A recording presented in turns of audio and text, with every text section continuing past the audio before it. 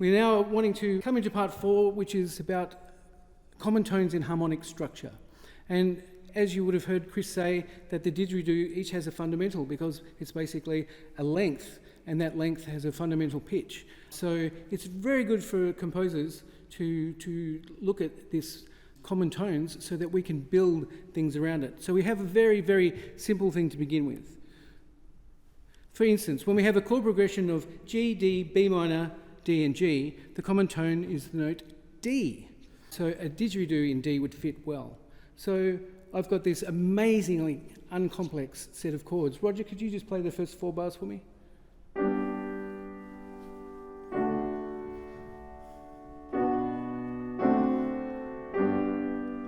So that's what we're going to build our whole structure on, so that the didgeridoo in D fits to that. We're going to make the piano part a slightly bit more interesting. We'll then add the oboe in to have instrument texture. So we're building. The oboe, of course, just plays one note for 4 bars, which is a D, but does a beautiful crescendo, which gives us movement. And then the strings come in with a little bit more rhythm, and then we just fade towards the end. So, Chris, do you want to hear this, or do you want to just give it a go straight away? Give it a go. So in my instructions, I've written didgeridoo in D, soft, with a pause. So if we have Chris play his didgeridoo, a small, very soft cadenza, and then Roger can come in, and then the rest of the piece can happen, and Chris will play off. And it says rhythmic pulsing. So I haven't given him hardly any instructions, but I'm sure it'll be fantastic. Simple common tones. Over to you, Chris.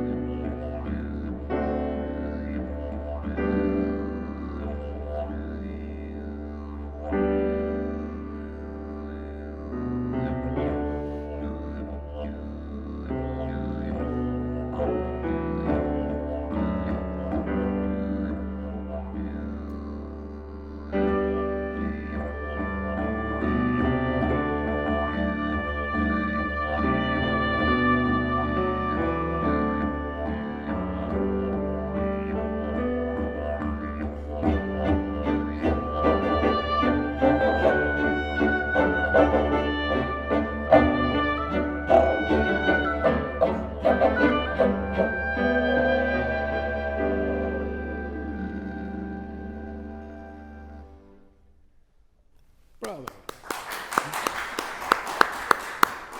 So that sounds like a very simple piece of music that you might hear on an English series without the didgeridoo in it. So, but we can do better than that. That's fairly pedestrian, but it's just to show you that the D and the didgeridoo fits in these chords. So let's have some common tones in harmonic structure. That's a little bit more complex. So if we could play the chords for us, please, Roger.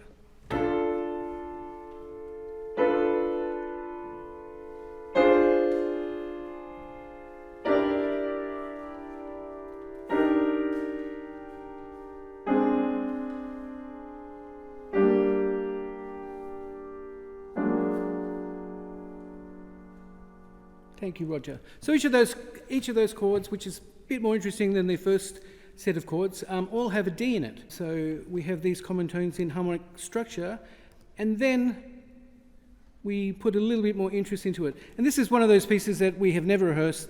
The soloists have never seen it.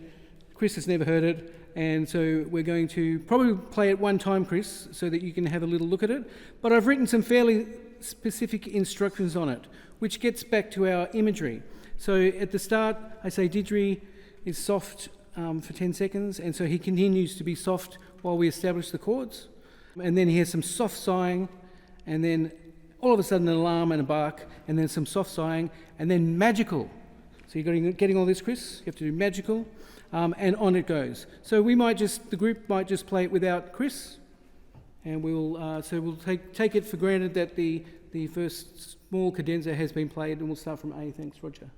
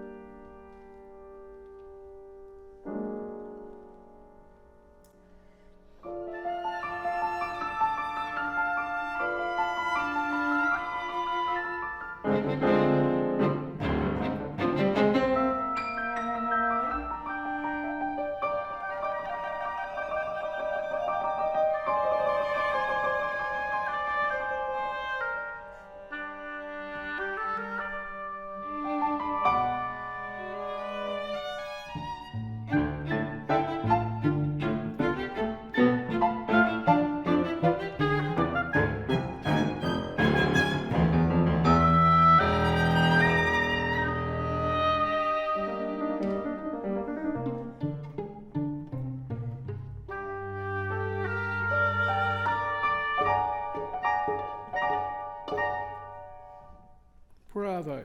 So now the good thing is, as a composer, I can say this to them because they've never seen it. I can say, couldn't you see before C it says molto accelerando? Oh. So, and that's led by the violin. So this is a good thing to be a composer and an orchestrator. And so the violin has some triplets, and if she went one, ba ba da da ba da da, like that, we would get to a good tempo, and that would be terrific. So we're going to have a little rehearsal. Can we have a little practice of that? Yeah, so it gives Chris some more time. Could I hear from bar 19 to the end? Sorry, I had the wrong music. From bar 19? It's at C. If we go from C, we'll get the tempo correct at 132, and Yep. then we know what we have to do. So. Okay. C. 132. 1, 2, 3. Is that? No, 1, 2. Okay, so this is C.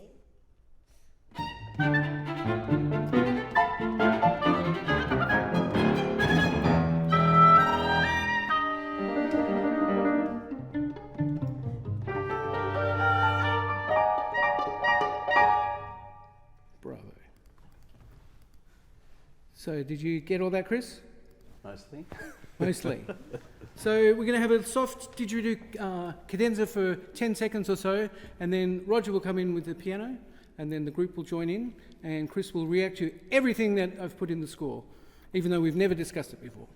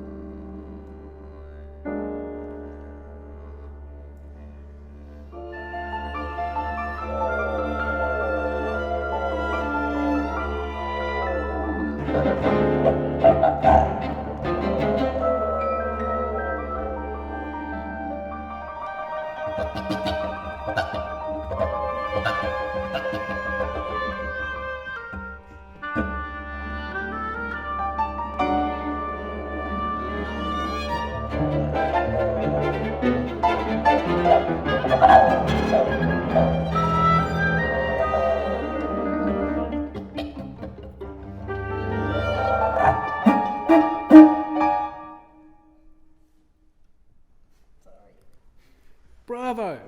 Bravo. Yes. So now that Chris and the group have seen it once in its entirety with everybody, that's well done, Chris, for catching all those little barks and things that I put in the score. I didn't hear, did you go up and pitch as I asked? No. Oh, well, we'll have to just do it again, just to see if we can't get that happening. Please, common tones in harmonic structure, take 2.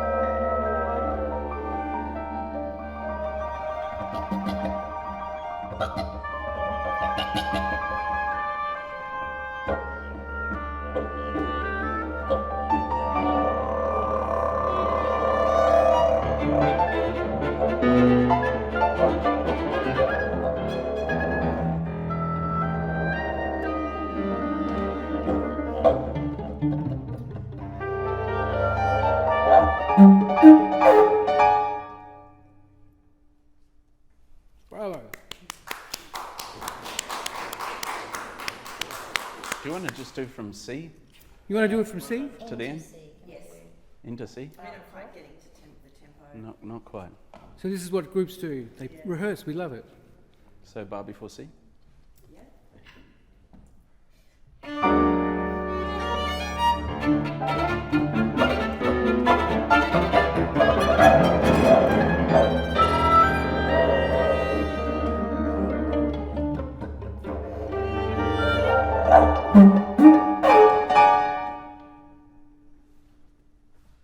One more time. Let's go right on C. Yeah. One, two, three.